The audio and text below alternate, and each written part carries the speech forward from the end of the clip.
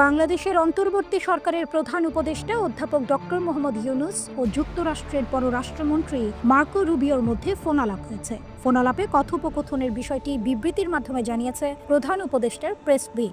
বিবৃতিতে জানানো হয়, সোমবার ঢাকার স্থানীয় সময় সন্ধ্যা 7:30টায় ডক্টর ইউনূসের সঙ্গে রুবিও 15 মিনিট ফোনে কথা বলেছেন। ফোন কলে দুই নেতার আলোচনা ছিল আন্তরিক, বন্ধুত্বপূর্ণ ও গঠনমূলক, যা দুই দেশের মধ্যকার চমৎকার দ্বিপাক্ষিক সম্পর্কের প্রতিফলন।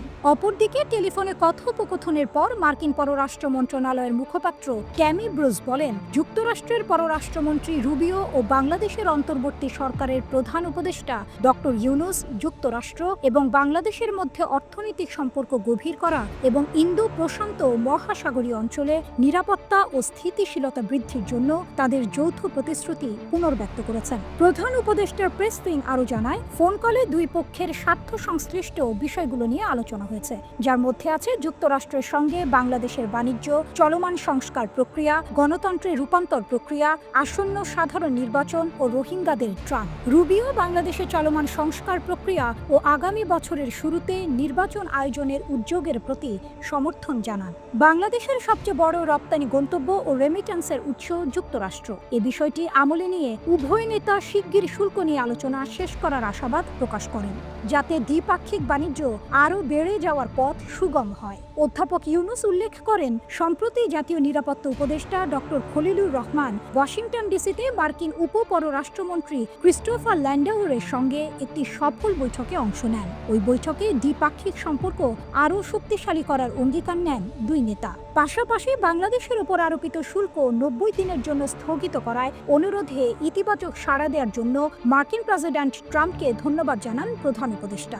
আমরা আমাদের কর্মকর্তাদের সঙ্গে আলোচনার মাধ্যমে একটি উদ্যোগ প্যাকেজ চূড়ান্ত করার জন্য কাজ করছি, যা প্রেসিডেন্ট ট্রাম্পের বাণিজ্য লক্ষ্যমাত্রার অনুযায়ী কার্যকর জবাব হবে, যোগ করেন তিনি। দেশের গণতান্ত্রিক রূপান্তর প্রক্রিয়ায় যুক্তরাষ্ট্রের সমর্থন চেয়ে প্রধান উপদেষ্টা আবারও বলেন, আগামী বছরের শুরুর দিকে নির্বাচন অনুষ্ঠিত হবে। অন্তর্বর্তীকালীন সরকার ও রাজনৈতিক দলগুলোর মধ্যে চলমান সংলাপের হাত ধরেই দেশের রাজনৈতিক প্রক্রিয়ার জন্য অত্যাবশ্যক সংস্কারগুলো উঠে আসবে। নির্বাচন কমিশন এখন নির্বাচন ব্যবস্থাকে ঢেলে সাজানোর জন্য কঠোর পরিশ্রম করছে।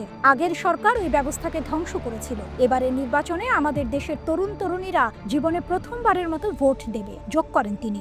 এছাড়াও রোহিঙ্গাদের প্রতি ওয়াশিংটনের নিরবিচ্ছিন্ন সমর্থনের প্রশংসা করেন প্রধান উপদেষ্টা। 2017 সাল থেকে রোহিঙ্গাদের জন্য সর্বোচ্চ মানবিক সহযোগিতা দিয়ে আসছে যুক্তরাষ্ট্র। রোহিঙ্গা সংকটের বাস্তবায়নযোগ্য সমাধান ও তাদেরকে মিয়ানমারে ফেরত পাঠানোর বিষয়টি এখন আগের যে কোনো সময়ের তুলনায় অনেক বেশি সম্ভাবনাময় এবং বাংলাদেশ বিষয়টি নিয়ে কাজ করছে, যোগ করেন ডক্টর ইউনূস।